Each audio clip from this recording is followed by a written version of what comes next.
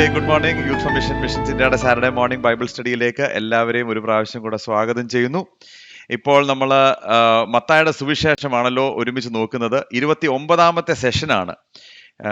ഞാനത് എഴുതിയപ്പോൾ ഓർത്തു എത്ര പെട്ടെന്നാണ് നമ്മൾ 29 സെഷൻ കടന്നത്. വാക്യമായി ഭാഗമായി നമ്മൾ പഠിച്ച് മുന്നേറുകയാണ്. ഇന്ന് വന്നിരിക്കുന്നത് മത്തായിയുടെ സുവിശേഷം 24ാമത്തെ അധ്യായം. ഈ 24ാമത്തെ അധ്യായത്തിന്റെ പ്രാധാന്യം യേശു കർത്താവ് തന്നെക്കുറിച്ച് തന്നെ, തൻ്റെ മടങ്ങി വരവിനെ കുറിച്ച് പറയുന്ന ഒരു ഭാഗമാണ്. അതുകൊണ്ട് ഒരുപക്ഷെങ്കിൽ കഴിഞ്ഞ കാലങ്ങളിൽ ഒരുപാട് കൺഫ്യൂഷൻ ഉണ്ടാക്കിയ ഒരു വേദഭാഗം, എന്നാൽ നമുക്ക് ഏറ്റവും കൂടുതൽ പ്രത്യാശ നൽകുന്ന വാക്കുകളാണ് മത്തായിയുടെ സുവിശേഷം 24ാമത്തെ അധ്യായം. അതിൻ്റെ ആദ്യത്തെ ഭാഗം, the signs of Christ's return, യേശു കർത്താവിൻ്റെ വരവിനെ കുറിച്ചുള്ള അടയാളങ്ങൾ, അതാണ് ഒരുമിച്ച് ചിന്തിക്കാൻ ഞാൻ ആഗ്രഹിക്കുന്നത്. അടുത്ത 2 സെഷൻ, അതായത് കർത്താവ് വരുന്നത് കൊണ്ട് നാം എങ്ങനെ ഒരുങ്ങണം എന്നുള്ളതാണ്. അപ്പൊ ആദ്യത്തെ ഭാഗം is the signs of the return of the lord, and the second and third part would be how then should be prepare ourselves. കർത്താവ് വരും, അതിനകത്ത് വ്യത്യാസമൊന്നുമില്ല, അവന്റെ വാക്കുകൾക്ക് മാറ്റമില്ല. പക്ഷെങ്കിൽ അവൻ വരുന്നുണ്ട് എങ്കിൽ നമ്മൾ എങ്ങനെ നമ്മളെ തന്നെ ഒരുക്കണം എന്നുള്ളത് നാം ഒരുമിച്ച് നോക്കുന്നതായിരിക്കും. ഓക്കെ, അപ്പൊ മത്തായിയുടെ സുവിശേഷം 24ാമത്തെ അധ്യായത്തിന്റെ ഭാഗമാണ്. അവസാനത്തെ ഭാഗങ്ങൾ, യേശു കർത്താവിന്റെ ക്രൂശീകരണത്തിലേക്ക് നമ്മൾ അടുക്കുമ്പോൾ തൻ്റെ അവസാനത്തെ ആഴ്ചകളിൽ ശിഷ്യന്മാരോട് പറയുന്ന അതിപ്രധാനമായ ഭാഗങ്ങളാണ് നമ്മളിപ്പോൾ ഒരുമിച്ച് പഠിച്ചുകൊണ്ട് ഇരിക്കുന്നത്. ഞാൻ മുന്നോട്ട് പോകുന്നതിന് മുമ്പ് ഗോ കോൺഫറൻസ് ഒരു പ്രാവശ്യം കൂടെ ഓർമ്മിപ്പിക്കട്ടെ. നമ്മുടെ സഹോദരങ്ങളെല്ലാം എത്തിച്ചേരണമെന്ന് ഞാൻ പ്രത്യേകം റിക്വസ്റ്റ് ചെയ്യാണ്. October 1 to 4. ഞാനിപ്പോൾ ചിന്തിക്കുമായിരുന്നു, നമ്മുടെ ജെൻ സി അല്ലേ, ഒരു പക്ഷെങ്കിൽ ഞാൻ ഉൾപ്പെടെ ആ തലമുറ എന്തൊക്കെ പറഞ്ഞെന്നറിയും. ഇത്രയും ഡിസ്ട്രാക്റ്റഡ്, ഒന്നിനും കൊള്ളാത്തത്, ഇത്രയും ഇങ്ങനെ രാവിലെ എഴുന്നേക്കത്തില്ല, പണിക്ക് പോകത്തില്ല. ശരിയാ. എന്നാൽ ഈ കാലങ്ങളിൽ ഇന്ത്യ മഹാരാജ്യത്തിൽ ആ ഒരൊറ്റ തലമുറ എത്ര വലിയ കോളിളക്കങ്ങളാണ് സൃഷ്ടിക്കുന്നതെന്നറിയാമോ? അനേക ആളുകൾക്ക് ചെയ്യാൻ പറ്റാത്ത കാര്യങ്ങൾ ഇവരുടെ ശബ്ദമുയർത്തി അവർ ചെയ്യുന്നു. നമ്മൾ ഏത് പാർട്ടി അലൈൻ ചെയ്യുന്നു എന്നുള്ള ഒന്നും അല്ല ഇപ്പോഴത്തെ എൻ്റെ വിഷയം. ഞാൻ പറയാൻ ആഗ്രഹിക്കുന്നത്, ഒരു യുവതലമുറ അവരുടെ കൺവിക്ഷൻസിന് വേണ്ടി നിൽക്കുമ്പോൾ എത്ര വ്യത്യാസമാണ് ഒരു സംസ്കാരത്തിൽ ഉണ്ടാക്കുന്നത് എന്ന് നമ്മൾ ഓർത്തിരിക്കണം. So Gen Z is changing politics, Gen Z is changing businesses, Gen Z is changing cultures. ഇതാണ് ഇപ്പൊ നമ്മൾ കാണുന്നത്. അങ്ങനെ ഇരിക്കുമ്പോൾ എൻ്റെ ചോദ്യം ഒറ്റ കാര്യം, യേശു കർത്താവിന് വേണ്ടി ഈ രാജ്യത്തെ മാറ്റിമറിക്കുവാൻ എത്ര യുവാക്കൾ എഴുന്നേൽക്കും? അതാണ് എൻ്റെ ചോദ്യം, അല്ലേ? There are so many people who are willing to stand up for a cause, which is good. അത് നല്ല കാര്യം തന്നെയാണ്. പക്ഷെങ്കിൽ അതിൻ്റെ അപ്പുറമായി യേശു കർത്താവിന് വേണ്ടി നിൽക്കുവാൻ എത്ര പേര് ഒരുക്കം ആകും എന്നുള്ളത് വലിയ ചോദ്യമാണ്. അതിനുവേണ്ടി നമ്മുടെ God conference is all about equipping the next generation. അടുത്ത തലമുറ കർത്താവിന് വേണ്ടി നിൽക്കണം, ആ മാന്റിൽ നമ്മൾ എടുക്കണം. ഈ ഭാരത സുവിശേഷീകരണത്തിന് വേണ്ടി നമ്മൾ നിൽക്കണം, നമ്മൾ വളരെ സീരിയസ് ആകണം. അതുകൊണ്ട് ആവുന്ന എല്ലാവരും ഇതിനെത്തിച്ചേരണം. നിങ്ങൾക്ക് എത്തിച്ചേരാൻ പറ്റുന്നില്ല എങ്കിൽ നിങ്ങളുടെ കൂട്ടത്തിൽ നിങ്ങൾക്ക് പറഞ്ഞയക്കാവുന്ന ആളുകളെ എല്ലാം ഇതിനു വേണ്ടി പറഞ്ഞയക്കണം. ഞങ്ങൾ അതിനു വേണ്ടി ഒരുങ്ങുകയാണ്, മറക്കരുത് എന്ന് ഞാൻ പ്രത്യേകം ഓർമ്മിപ്പിക്കട്ടെ. ഓക്കെ, ഇപ്പോൾ നമ്മൾ മത്തായിയുടെ സുവിശേഷം 24ാമത്തെ അധ്യായത്തിന്റെ ആദ്യ ഭാഗം, the signs of the end times. ഒന്ന് ചിന്തിച്ചു നോക്കിയേ, അല്ലേ? ചുറ്റും നോക്കിക്കഴിഞ്ഞാൽ യുദ്ധങ്ങൾ, യുദ്ധശ്രുതികൾ ഇത്ര ശക്തമായി, ഇറാൻ ഇസ്രായേൽ US ഒരു സൈഡിൽ കൂടെ, റഷ്യ യുക്രൈൻ വേറൊരു സൈഡിൽ കൂടെ, പല civil wars, internal wars, external wars, പല പ്രശ്നങ്ങൾ, അല്ലേ? എത്രയോ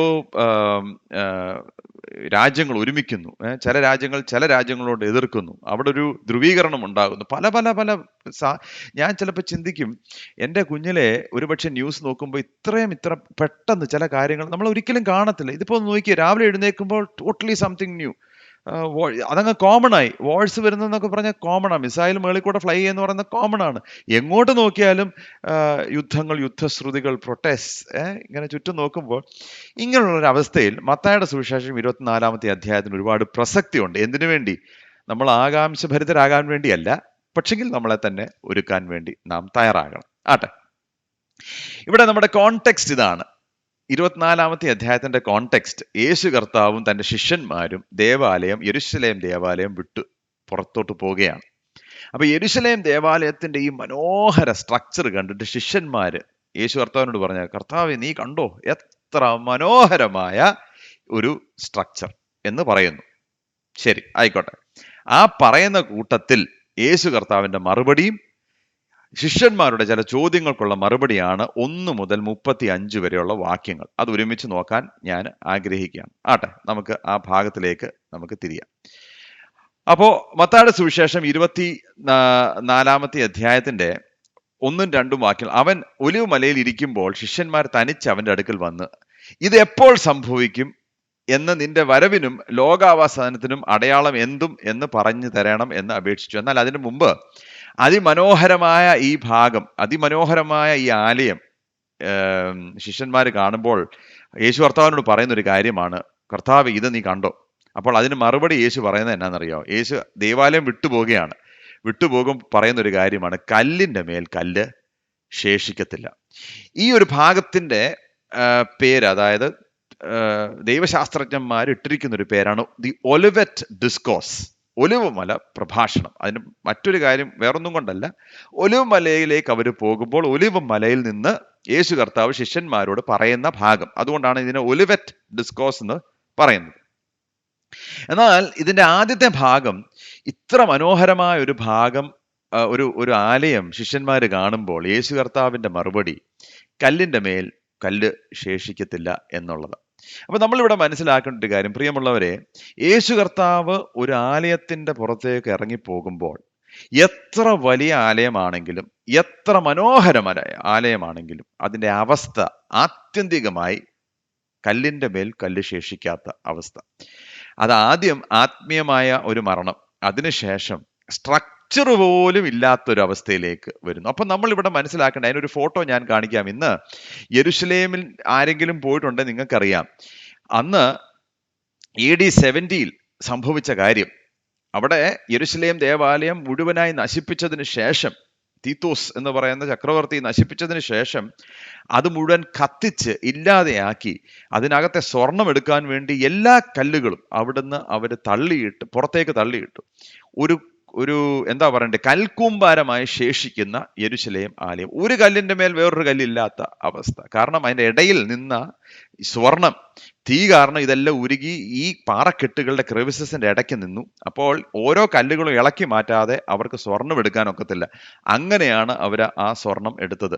ഒലിവ് മലയിലെ ഒലിവ് മരങ്ങൾ എടുത്ത് അതിനെ കത്തിച്ച്, അതിൽ നിന്ന് വന്ന എണ്ണ കത്തിച്ച് ഈ യെരുശലേം ദേവാലയം മുഴുവൻ കത്തിച്ച് ചാമ്പലാക്കി സ്വർണം ഉരുകി അകത്തേക്ക് ഈ പാറകളുടെ ഇടയ്ക്ക് വന്നപ്പോൾ പാറകൾ തട്ടി തട്ടി ഓരോന്നോരോന്നായി അവര് ഡിസ്മാൻഡിൽ ചെയ്ത് അതൊരു കൂനയായിട്ട് ഇവിടെ കിടപ്പുണ്ട്. അക്ഷരാർത്ഥത്തിൽ യേശു കർത്താവ് എന്ത് പറഞ്ഞോ അത് സംഭവിച്ചു എന്നുള്ളതാണ്. അപ്പോൾ മഹത്വം വിട്ടുപോകുന്ന അനുഭവം, യേശു കർത്താവ് ഒരു കുടുംബത്തിൽ നിന്ന് ഇറങ്ങിപ്പോയാൽ ആ കുടുംബത്തിന്റെ മേൽ കല്ലിന്റെ മേൽ കല്ല് ശേഷിക്കത്തില്ല. ഒരു സഭയിൽ നിന്ന് ഇറങ്ങിപ്പോയാൽ സഭയിൽ കല്ലിന്റെ മേൽ കല്ല് ശേഷിക്കത്തില്ല. എത്ര വലിയ പാരമ്പര്യം പറഞ്ഞാലും യേശു കർത്താവ് ഇറങ്ങിപ്പോയാൽ കല്ലിന്റെ മേൽ കല്ല് ശേഷിക്കത്തില്ല. ഒരു ദേശത്തിൽ നിന്ന് യേശു കർത്താവ് ഇറങ്ങിപ്പോയാൽ, പ്രിയമുള്ളവരെ ശ്രദ്ധിച്ചോണം, കല്ലിന്റെ മേല് കല്ല് ശേഷിക്കത്തില്ല. അങ്ങനെ ഒരു അവസ്ഥയിൽ ഒരു വളരെ ക്ലിയർ ആയിട്ടൊരു ചോദ്യം ശിഷ്യന്മാർ യേശു കർത്താവിനോട് ചോദിക്കുകയാണ്, കർത്താവേ, ഇതൊക്കെ എപ്പോൾ സംഭവിക്കുമെന്ന്. ശരി, നീ ഒരു കാര്യം പറഞ്ഞു, അതൊക്കെ ഞങ്ങൾ മനസ്സിലാക്കുന്നു, വിശ്വസിക്കുന്നു. പക്ഷെ എപ്പോൾ ഇത് സംഭവിക്കും? നമുക്ക് എല്ലാവർക്കും അറിയാൻ ആഗ്രഹിക്കുന്ന ഒരു കാര്യമാണ്, ഇത് എപ്പോൾ സംഭവിക്കും, അല്ലേ? എന്ത് പറഞ്ഞാലും നമുക്ക് വേണ്ടിയത് ഫൈനലി എന്താണ്? Give us the time. അപ്പോൾ ഒരൊറ്റ ചോദ്യമായിട്ട് നമുക്ക് തോന്നുന്നു എങ്കിലും ഇത് 3 ചോദ്യമായിട്ട് തരംതിരിക്കുക. ഒന്ന്, ശിഷ്യന്മാരുടെ ചോദ്യം ഒറ്റ ചോദ്യമാണ് കേട്ടോ. ഒന്ന്, ഇത് എപ്പോൾ സംഭവിക്കും? ഈ കാര്യങ്ങൾ എപ്പോൾ സംഭവിക്കും? 2, വരവിന്റെ അടയാളങ്ങൾ എന്തുമായിരിക്കും? 3, ഈ ലോകാവസാനത്തിന്റെ അടയാളങ്ങൾ എന്തായിരിക്കും? 3 ചോദ്യമായിട്ട് ഈ ഒരൊറ്റ ചോദ്യത്തെ നമുക്ക് ഡിവൈഡ് ചെയ്യാം. 3 ചോദ്യങ്ങൾ. ഒന്ന്, ഓക്കെ, എപ്പോൾ ഇതൊക്കെ സംഭവിക്കും? ശരി.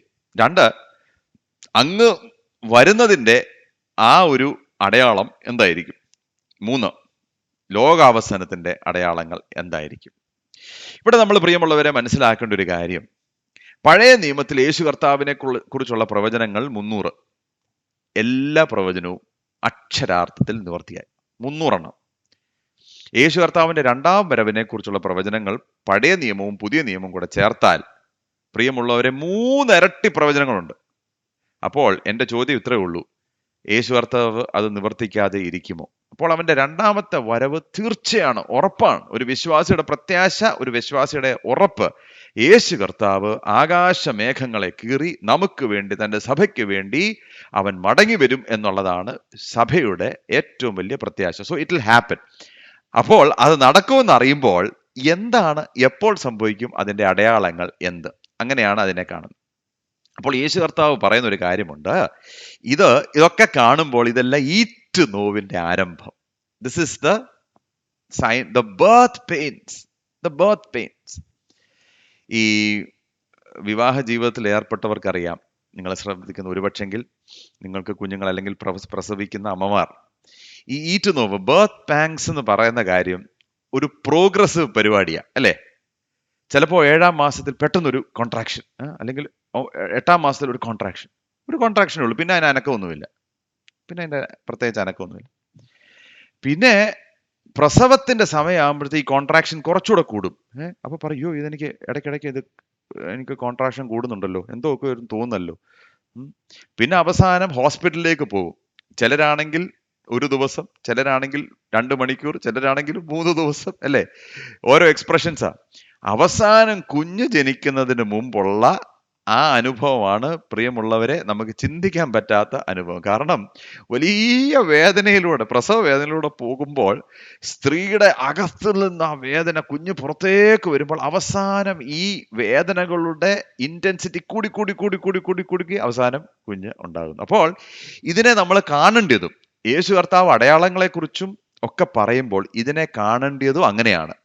അത് തുടങ്ങുന്നത് പോലല്ല, അത് ആക്സിലറേറ്റ് ചെയ്ത് അവസാനം, ലോകാവസാനത്തിലേക്ക് പോകും. അതുകൊണ്ട് ഇതിനെ 3 ഭാഗമായിട്ട് തിരിക്കാൻ ഞാൻ ആഗ്രഹിക്കുന്നു. 1 മുതൽ 35 വരെയുള്ള വാക്യങ്ങളെ എങ്ങനെ ഇതിനെ കാണണം, 3 phases ആയിട്ട് ഇതിനെ കാണുമ്പോൾ ഇച്ചിരി വ്യക്തമായിട്ട് നമുക്ക് ഇതിനെ മനസ്സിലാകുവാൻ നമുക്ക് സാധിക്കും. ഫേസ് 1 എന്താണ്? ഫേസ് 1 അത് നമുക്ക് ആദ്യം ഒന്ന് നോക്കാം. ഫേസ് 1 എന്ന് പറയുന്നത് 4-ാമത്തെ വാക്യം മുതൽ 8-ാമത്തെ വാക്യം വരെ, 4 മുതൽ 8 വരെ. അപ്പോൾ നിങ്ങളിൽ ചിലർക്കൊരു ചോദ്യമുണ്ട്, യേശു കർത്താവിന്റെ ഈ മത്തായി സുവിശേഷത്തിന്റെ 24-ാമത്തെ അധ്യായം ഒരു പക്ഷെങ്കിൽ യേശുവിന്റെ കാലത്തിൽ തന്നെ സംഭവിച്ചു തീർന്ന കാര്യമല്ലേ? ആന്റിയോക്ക് ഈ AD 70 ആലയം ശിഥിലമായപ്പോൾ ഈ പ്രവചനങ്ങളൊക്കെ നിവൃത്തിയായില്ലേ? അതൊക്കെ ശരിയാണ്. പക്ഷെങ്കിൽ ഞാൻ വെളിപ്പാട് പുസ്തകം പഠിപ്പിച്ചപ്പോൾ പ്രൊഫറ്റിക് ടെലിസ്കോപ്പിംഗ് എന്ന് പറഞ്ഞൊരു പദം ഉപയോഗിച്ച് നിങ്ങൾ ഓർക്കുന്നു എന്ന് ഞാൻ വിശ്വസിക്കട്ടെ. അത് ആവർത്തിച്ച് ഞാൻ പറയാൻ ആഗ്രഹിക്കുന്നു. ഇതിനെ ഒരു ഒരു ഒരു ഹോളിസ്റ്റിക് ആയിട്ട് കണ്ടില്ലെങ്കിൽ ഒരു പക്ഷെങ്കിൽ നമ്മൾ ഇടയ്ക്ക് ഇതിനകത്ത് കയറി നമ്മുടെ ഹാൻഡ്സ് വിൽ ബിക്കം ടൈഡ്, നമുക്കൊന്നും എക്സ്പ്ലെയിൻ ചെയ്യാൻ പറ്റാത്ത അവസ്ഥയിലേക്കാകും. അതുകൊണ്ട് ദി എൻഡ് ഓഫ് ടൈംസ് അല്ലെങ്കിൽ എൻഡ് ഓഫ് ഏജ്, യേശു കർത്താവിന്റെ സമയം മുതൽ ഈ കാലം വരെ എൻഡ് ഓഫ് ടൈംസ് ആയിട്ട് കണ്ടാൽ മാത്രമേ ഈ പറയുന്ന വേദഭാഗം നമുക്ക് മനസ്സിലാക്കാൻ പറ്റത്തുള്ളൂ. അല്ലെങ്കിൽ വിൽ ഗെറ്റ് വെരി കൺസ്ട്രെയിൻ. അതിനൊരു ഇംപ്ലിക്കേഷൻ AD 70 ഉണ്ടായിരുന്നോ? തീർച്ചയായിട്ടും ഉണ്ട്.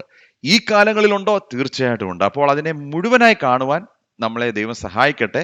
എന്നാൽ 1-ാമത്തെ ഫേസ്, അതായത് 4 മുതൽ 8 വരെയുള്ള വാക്യങ്ങൾ, 1-ാമത്തെ ഫേസ്, അതിന് യേശു ഉത്തരം പറഞ്ഞത്, ആരും നിങ്ങളെ തെറ്റിക്കാതിരിപ്പാൻ സൂക്ഷിച്ചുകൊള്ളുവീൻ. അടയാളം എന്താണെന്നുള്ള ചോദ്യത്തിന്റെ മറുപടിയാണ് യേശു കർത്താവ് പറയുന്നത്. ഞാൻ ക്രിസ്തു എന്ന് പറഞ്ഞ അനേകർ എന്റെ പേരെടുത്ത് വന്ന് പലരെയും തെറ്റിക്കും. നിങ്ങൾ യുദ്ധങ്ങളെയും യുദ്ധശ്രുതികളെയും കുറിച്ച് കേൾക്കും. ചഞ്ചലപ്പെടാതിരിപ്പാൻ സൂക്ഷിച്ചുകൊള്ളുവീൻ. അത് സംഭവിക്കേണ്ടത് തന്നെ. എന്നാൽ അത് അവസാനമല്ല. ജാതിയോടും രാജ്യത്തോടും എതിർക്കും. ക്ഷാമവും ഭൂകമ്പവും അവിടെ ഇവിടെ ഉണ്ടാകും. എങ്കിലും ഇതൊക്കെയും ഈറ്റ് നോവിന്റെ ആരംഭം അത്രേ. അപ്പൊ ഇതെല്ലാം ഈറ്റ് നോവിന്റെ ആരംഭം അത്ര, അവസാനമല്ല. ഇതെല്ലാം ഈറ്റ് നോവിന്റെ ആരംഭം അത്ര. അപ്പൊ എന്താണ് ഫേസ് 1-ൽ സംഭവിക്കാൻ ഇരിക്കുന്നത്? അത് നമുക്കൊന്ന് നോക്കാം. 1, ഡിസെപ്ഷൻ ബൈ ഫോൾസ് ക്രൈസ്റ്റ്. ആര് നിങ്ങളെ തെറ്റിച്ച് കരുത്. ഞാൻ ക്രിസ്തു എന്ന് പറഞ്ഞ് പലരും വരും. അപ്പൊ ഇത് നമ്മൾ മനസ്സിലാക്കേണ്ട ഒരു കാര്യം, ഇന്നത്തെ കാലഘട്ടത്തിൽ ഞാൻ ക്രിസ്തുവാന്ന് പറഞ്ഞ് അവരെ തന്നെ പുറത്തേക്ക് കൊണ്ടുവരുന്ന ഒരുപാട് പേരുണ്ട്. ഞാൻ ക്രിസ്തു ആണെന്നും പറഞ്ഞ് അനേകര്. False Christ are increasing. ഈ 18-ാം സെഞ്ചുറിയിൽ വളരെ പ്രസക്തമായ 2 പേരാണ് ഞാൻ ക്രിസ്തു ആണെന്ന് പറഞ്ഞ് പുറത്തു വന്നത്. 19-ാം സെഞ്ചുറി ആയപ്പോൾ ഈ 2 എന്നുള്ളത് 7 ആയി. 21-ാമത്തെ നൂറ്റാണ്ടായപ്പോൾ 36, ഞാൻ പറയുന്നത് ഫേമസ് ആയിട്ടുള്ള ആളുകൾ, അതായത് ആളുകൾക്ക് നല്ല ഫോളോയിങ് ഉള്ള 36 പേര് ഞാൻ ക്രിസ്തുവാണെന്ന് പറഞ്ഞ് പുറത്തേക്ക് വന്നിരിക്കുന്നു. ഉം. നല്ല ഉദാഹരണം, ഞാൻ ബോംബെയിൽ ജോലിക്ക് വേണ്ടി പോയപ്പോൾ രാത്രിയിൽ ബാൻഡ്രയിലൂടെ നടക്കാൻ ഇറങ്ങിയപ്പോൾ അവിടെ ഒരു ചെറുപ്പക്കാരൻ, വളരെ ഓടി വന്ന് എന്നോട് പറഞ്ഞു, എനിക്ക് ഒരു ട്രാക്ട് തന്നിട്ട് പറഞ്ഞു, എനിക്ക് സുവിശേഷം നിങ്ങളോട് പറയണം. ഞാൻ പറഞ്ഞു, സന്തോഷം. ആ എക്സൈറ്റ്മെന്റിൽ അദ്ദേഹം പറയാനുള്ളതൊക്കെ കേൾക്കാൻ വേണ്ടി ഞാൻ ഇരുന്നപ്പോൾ അവസാനം പുള്ളി പറഞ്ഞു, യേശു കർത്താവ് എന്ന് പറയുന്നത് നിങ്ങൾ ഉദ്ദേശിക്കുന്ന പോലെ 2000 വർഷം മുമ്പ് വന്ന ആളാ. ഈ പറയുന്ന ആള് കൊറിയയിലാണ്. ആ പുള്ളിയും പുള്ളിയുടെ ഭാര്യയും കൂടാണ് ഇനിയും ഈ വാക്തത്വ പരിശുദ്ധാത്മാവ് എന്ന് പറയുന്ന കാര്യം കർത്താവ് പറഞ്ഞത് അവരാണ് മാനിഫെസ്റ്റ് ചെയ്യാൻ പോകുന്നത്. അതുകൊണ്ട് നിങ്ങൾ യഥാർത്ഥമായ ക്രിസ്തുവിന്റെ പുറകിൽ വരണം എന്ന് പറഞ്ഞ് എനിക്ക് ട്രാക്ട് ഒക്കെ തന്നിട്ട് പറഞ്ഞു, ഞങ്ങളുടെ മീറ്റിംഗിലേക്ക് വാ എന്നൊക്കെ പറഞ്ഞു. ഞാൻ പറഞ്ഞു, ഞാൻ ആ വഴിക്കൊന്നും വരുന്നില്ല. ഒന്ന് ഓർത്തു നോക്കിയേ, ബോംബെയിൽ കൊറിയയിൽ ഒരു ക്രിസ്തു എഴുന്നേറ്റത് കൊണ്ട് അവരുടെ പേരും പറഞ്ഞുകൊണ്ട് വരുന്നു. അതുകൊണ്ട് ആ ഒരു പരിപാടി ഇനിയും വരുന്ന ദിവസങ്ങളിൽ കൂടി കൂടി കൂടി കൂടി മുന്നോട്ട് പൊക്കൊണ്ടേ ഇരിക്കത്തുള്ളൂ. അത് അന്ത്യകാലത്തിന്റെ സൂചനയാണ്. അതുകൊണ്ട് മറ്റൊരു യേശുക്രിസ്തു, മറ്റൊരു സുവിശേഷം ഒരുപാട് പേരെ തെറ്റിച്ച് കളയും. നമ്മൾ മറന്നുകൂടാ. 2, യുദ്ധങ്ങളും യുദ്ധശ്രുതികളും. 6ഉം 7ഉം വാക്യം, നിങ്ങൾ യുദ്ധങ്ങളെയും യുദ്ധശ്രുതികളെയും കുറിച്ച് കേൾക്കും. ഇരുപ്പാൻ സൂക്ഷിച്ചുകൊള്ളുവീൻ. അത് സംഭവിക്കേണ്ടത് തന്നെ. എന്നാൽ അത് അവസാനമല്ല, ജാതി ജാതിയോടും രാജ്യം രാജ്യത്തോടും എതിർക്കും. അപ്പോൾ ഇനി അടുത്തത് എന്തുവാ? യുദ്ധങ്ങളും യുദ്ധശ്രുതികളും. ഇതിനെക്കുറിച്ച് ഞാൻ പറയേണ്ട കാര്യം നിങ്ങൾക്കില്ലല്ലോ. നമുക്കറിയാം ഇപ്പോൾ പശ്ചിമേഷ്യയിൽ നടക്കുന്നത് എന്താണ്, നമുക്ക് എല്ലാവർക്കും അറിയാം. ഏതൊക്കെ വിധത്തിലാണ് ധ്രുവീകരണം ഉണ്ടാകുന്നത് എന്നുള്ളത് നിങ്ങൾക്കറിയാം. എന്നാണ് ബോംബ് എവിടെ വീഴുന്നതെന്ന് പറയാൻ പറ്റാത്ത ഒരു അവസ്ഥ. ചുരുക്കത്തിൽ നമ്മുടെ യൂട്യൂബ് ഒന്ന് ഓപ്പൺ ചെയ്തു കഴിഞ്ഞാൽ ഏറ്റവും കൂടുതൽ ഫീഡ് വരുന്നത് ഇപ്പോൾ യുദ്ധങ്ങളെക്കുറിച്ചും യുദ്ധശ്രുതികളെക്കുറിച്ചുമാണ്. അതുകൊണ്ട് ഇത് എന്തായി തീരുമെന്ന് ആർക്കും അറിഞ്ഞുകൂടാ. അല്ലാത്ത ഒരവസ്ഥ. ഇന്ന് നമ്മൾ ലോകത്തിലേക്ക് നോക്കുമ്പോൾ there are 130 armed conflicts that are happening. ഒന്ന് ഓർത്തു നോക്കിയേ, ഒരിക്കലും ചരിത്രത്തിൽ ഇല്ലാത്തതുപോലെ യുദ്ധങ്ങൾ ഇപ്പോൾ നമ്മുടെ ചുറ്റും നടക്കുന്നു. രാജ്യം രാജ്യത്തോട് എതിർക്കുന്നു, ജാതി ജാതിയോട് എതിർക്കുന്നു. രാജ്യം രാജ്യത്തോട് മാത്രമല്ല, രാജ്യങ്ങളുടെ അകത്ത് ജാതി ജാതിയോടാണ് എതിർക്കുന്നത്, അല്ലേ? ഏത് രാജ്യത്തും ചെന്ന് കഴിഞ്ഞാൽ നമുക്കറിയാം, പുറമേ ഉള്ള ഒരു പൊളിറ്റിക്കൽ വാർ ഇല്ലെങ്കിൽ അകമേ ദർ ഇസ് ഇന്റേണൽ കോൺഫ്ലിക്റ്റ്. ഇങ്ങനെയുള്ള ഒരു കാലഘട്ടം അന്ത്യകാലത്തിന്റെ സൂചന. ഫേസ് 1. 3, ക്ഷാമം, ഭൂകമ്പം. അതുപോലെ തന്നെ ഇംഗ്ലീഷ് ബൈബിളിൽ പെസ്റ്റിലൻസ് എന്നൊക്കെ പറയുന്നുണ്ട്. മഹാവ്യാധികൾ. ഇതിനെക്കുറിച്ച് നമുക്ക് കൂടുതൽ പറയേണ്ട കാര്യമൊന്നുമില്ല. കാരണം എവിടെ നോക്കിയാൽ ക്ഷാമങ്ങൾ, ഭൂകമ്പങ്ങൾ. ജപ്പാനിൽ ഭൂകമ്പം. ഈയിടെ നോക്കിയപ്പോൾ ഈ ഇറാനിൽ ഭൂകമ്പം, ഇന്തോനേഷ്യയിൽ ഭൂകമ്പം. എവിടെ നോക്കിയാലും ഭൂകമ്പം പണ്ട് കുഞ്ഞിലെ ആയിരുന്നപ്പോൾ എപ്പോഴോ ഒരു വാർത്ത കേൾക്കും, അത് വലിയ വാർത്തയാകും. ഇപ്പോൾ അതൊന്നും വാർത്തയല്ല, അതിങ്ങനെ കേട്ടുകൊണ്ടേയിരിക്കുകയാണ്. ഭൂകമ്പം.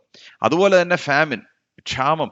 എത്രയോ ആയിരക്കണക്കിന് കോടിക്കണക്കിന് ജനത്തിന് ആഹാരം ലഭിക്കാതെ അവർ മരിച്ചുകൊണ്ടിരിക്കുന്നു. അതാണ് ഇപ്പോൾ നമ്മുടെ അവസ്ഥ. So famines, earthquakes and wars. അതാണ് ഒന്നാം ഘട്ടം. എന്നാൽ ഇത് അവസാനമല്ല. പിന്നെന്താണ്?